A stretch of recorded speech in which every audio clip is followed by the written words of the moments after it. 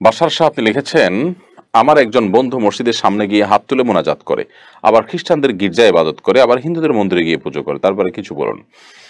এ লোকটা নিশ্চয়ই বিশ্বাসগত জায়গা থেকে যদি এরকম করে থাকেন তাহলে এটা জগা খিচুড়ি বিশ্বাস। সন্দেহাতীতভাবে তিনি স্থান থেকে খারিজ হয়েছেন যদি এরকমটি তিনি বিশ্বাস জায়গা থেকে করেন, অথবা বিশ্বাস জায়গা থেকে না করলেও তিনি অমুসলিমে পরিণত হবেন যদি তিনি হিন্দুদের সাথে প্রতিমা পুজো করেন, সেখানে গিয়ে সিজদা করেন, সেখানে গিয়ে তাদের উপাস্য তাদের কাছে যদি সাহায্য প্রার্থনা করেন, তাহলে সেক্ষেত্রে তিনি অবশ্যই ঈমান থেকে খারিজ হয়ে যাবেন। যদি না বুঝে করে থাকেন তাহলে সেক্ষেত্রে তার তওবা করে ফিরে আসা উচিত। এমনকি তিনি যদি ইচ্ছাকৃতভাবে সেখানে ঠান্ডা মাথায় জেনে শুনে যেয়ে থাকেন, তবুও তাকে নাসিহা করা উচিত।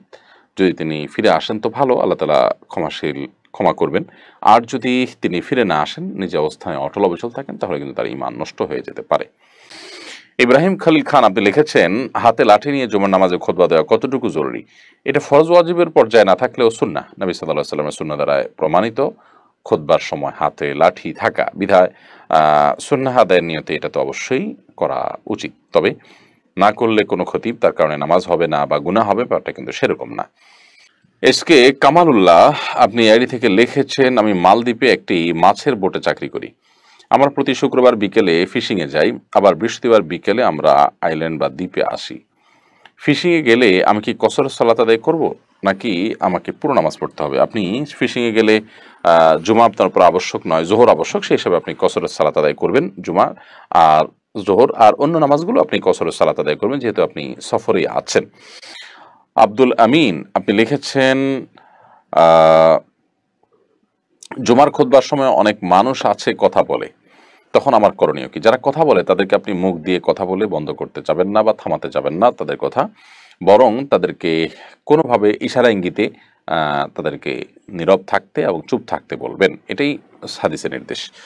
এরপরে মানিক মিয়া ইয়াডি থেকে আপনি লিখেছেন, সম্প্রতি আপনার একটা ভিডিও নিয়ে কেউ কেউ বিতর্ক করছে, সেখানে আপনি বলেছেন জিনের সাথে, জিন মানুষের সঙ্গে থাকে, খাবার খায়, এমনকি একান্ত ব্যক্তিগত কাজে সামিল হয়। কথা হলো, তাহলে কি আমাদের কোনো প্রাইভেসি নেই? আপনার জবাব কামনা করছি। ভাই মানিক মিয়া, এরকম একটি ভিডিও কেউ কেউ বিতর্ক সৃষ্টি করবার জন্য সোশ্যাল মিডিয়াতে ছড়িয়েছেন, আমিও দেখেছি। প্রথম কথা হলো যে ভিডিওটি আমি যতটুকু দেখেছি কাটছাট করা ভিডিও। ভিডিওর আগের পরের কথা, পূর্ণাঙ্গ কথা যদি না থাকে, মাঝখান থেকে একটু আধটু নিয়ে যদি তৈরি করা হয়, তাহলে সেক্ষেত্রে বিভ্রান্তি তৈরি হবে, এটাই স্বাভাবিক।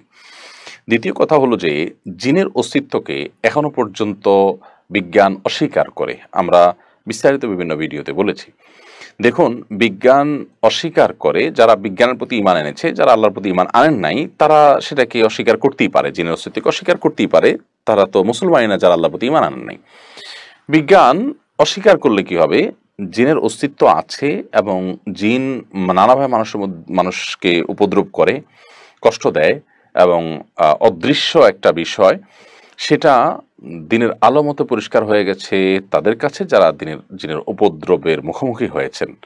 অহরহ বাংলাদেশে বিভিন্ন দেশে মানুষ এগুলোর মুখোমুখি হয়েছেন। অতএব সবচেয়ে বড় কথা হলো যে কোরআনে কারিমে সূরা জিন নামে একটা সূরা রয়েছে, জিনদের জীবন, তাদের জীবন ধারণ পদ্ধতি, তাদের ক্রমবিকাশ, তাদের জীবনধারা, এগুলো কোরআন হাদিসে বিভিন্ন জায়গায় উল্লেখিত হয়েছে। পরিষ্কারভাবে এটি থাকার পরেও যদি কেউ অবিশ্বাস করে তাহলে তার ঈমানই থাকবে না। দ্বিতীয় কথা হলো যে জিন আমাদের ব্যক্তিগত বিষয় আসলে শামিল হতে পারে কিনা। পরিষ্কারভাবে সহিহ বুখারী হাদিস রয়েছে, নবী সাল্লাল্লাহু আলাইহি ওয়াসাল্লাম বলেছেন, আশ-শায়তানু ইয়াজরি আহাদাকুম মাজরাদ দাম, শয়তান তোমাদের রক্ত প্রবাহের সাথে মিশে যেতে পারে। সেরকম পাওয়ার তার রয়েছে, আল্লাহ তাআলা তাকে সেরকম পাওয়ার দিয়েছেন। শয়তান বা দুষ্ট জিন মানুষের মধ্যে প্রভাব সৃষ্টি করে, এমনকি মানুষ যখন ঘুমায় মানুষের মধ্যে আলস্য সৃষ্টি করা, অনেক কাজ তারা করতে পারে। তো সেগুলো থেকে আত্মরক্ষার জন্য নবী সাল্লাল্লাহু আলাইহি ওয়াসাল্লাম দোয়া শিখিয়েছেন, আল্লাহ সুবহানাহু ওয়া তাআলা বিভিন্ন দোয়া শিক্ষা দিয়েছেন, সেগুলো আমাদেরকে করতে হয়, আল্লাহর আশ্রয় প্রার্থনা করতে হয়। তো হাদিসে পরিষ্কারভাবে বলা আছে, কোনো মানুষ যখন বাসায় প্রবেশ করে তিনি যদি আল্লাহর নাম নিয়ে প্রবেশ করেন, সালাম দিয়ে প্রবেশ করেন, তাহলে সেক্ষেত্রে তার সাথে প্রত্যেকটা মানুষের সাথেই দুষ্ট জিন এবং শয়তান থাকে।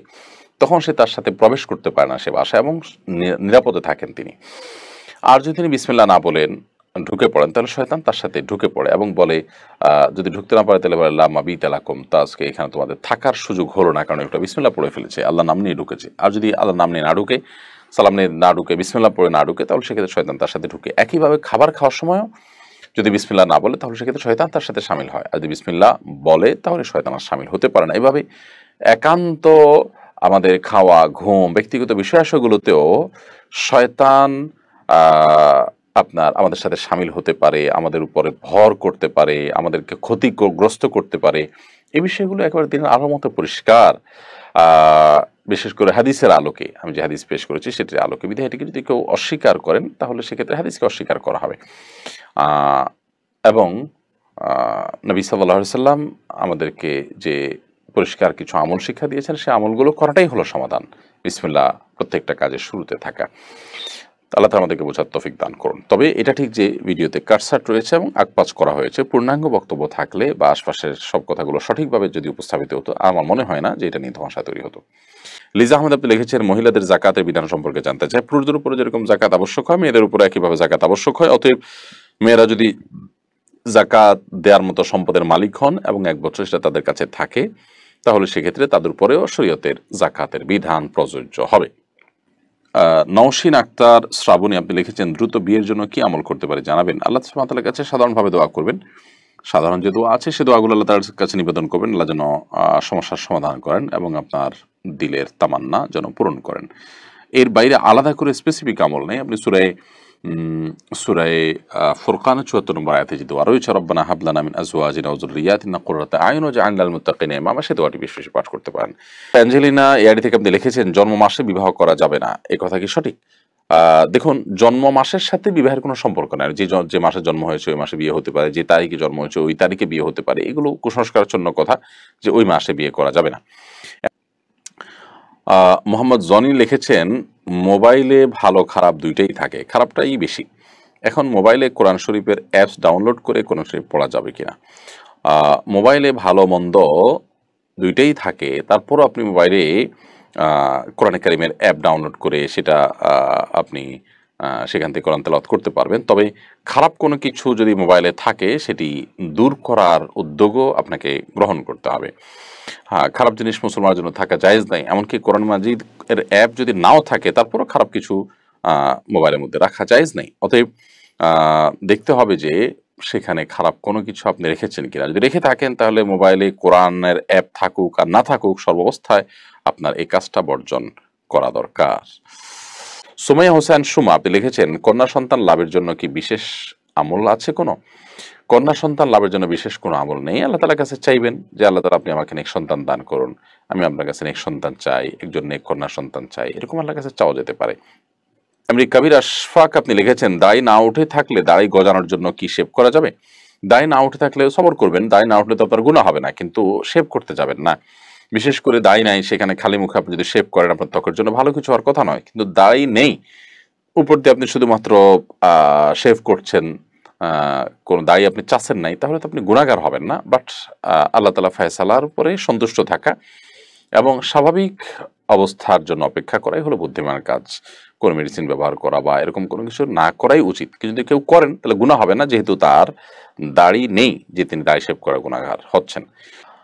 তহুরা নূর আপনি লিখেছেন, আইয়ামে বীজের রোজা কি 2টা রাখা যাবে? আইয়ামে বীজের রোজা 3টি, 2টি রাখলে আইয়ামে বীজের রোজা হবে না, সাধারণ নফল রোজা হবে সেটি। যেহেতু নবী সাল্লাল্লাহু আলাইহি ওয়াসাল্লাম 3টি নির্ধারণ করে দিয়েছেন, সেখানে মন গড়া আপনার সংখ্যা আমি ঠিক করে 2টা করলাম, 1টা করলাম, তো সেটা হবে না। একটা হলো যে আপনি 3টা রাখতে চেয়েছেন, কোনো কারণে পারেন নাই, 2টায় রাখতে পেরেছেন, তো আল্লাহ তাআলা আশা করে যে আপনাকে 3টা রাখার, আইয়ামে বীজের রোজা রাখার সওয়াব দান করবেন, যেহেতু আপনি চেষ্টা করেছেন। নওশিন আক্তার শ্রাবণী লিখেছেন, আমার বয়স 23, আমার বিয়ের জন্য সম্বন্ধ আসে, সব ঠিক হয় কিন্তু বিয়ে ভেঙে যায়, আমার জন্য দোয়া করবেন এবং কোনো আমল থাকলে বলবেন। আল্লাহ তাআলা আপনার প্রতি রহম করুন। আপনি সোশ্যাল মিডিয়াতে, ফেসবুক ইত্যাদিতে রুকিয়ার বিভিন্ন গ্রুপ আছে, রুকিয়া এবং রাকিদের যে গ্রুপগুলো আছে সেগুলোতে আপনি জয়েন হতে পারেন। সেগুলোতে অনেক আমল আছে, বিশেষ করে আপনার এখানে রুকিয়া রিলেটেড সমস্যা কিনা সেটি সে সমস্ত গ্রুপে অ্যাসেসমেন্টের মাধ্যমে আপনি হয়তো আন্দাজ করতে পারবেন, জানতে পারবেন। যদি সেরকম কোনো সমস্যা থাকে তাহলে সেদিক থেকে আপনার ট্রিটমেন্ট করা উচিত। যদি সেরকম কোনো সমস্যা না থাকে তাহলে সেক্ষেত্রে স্বাভাবিক প্রচেষ্টা আপনি বাড়াতে থাকবেন। দোয়া কবুলের সময়গুলো তাহাজ্জুদ, ৫ ওয়াক্ত সালাতের পর, জুমাতুল আসরের পর খাসভাবে দোয়া করবেন এবং আল্লাহ ফায়সালাকে মেনে নেওয়ার মানসিকতা রাখবেন, সবর করবেন। সবরে ইনশাআল্লাহ বিদিনিল্লাহ মেওয়া ফলবেই ফলবে, আজকে হোক আর 2 দিন পরে।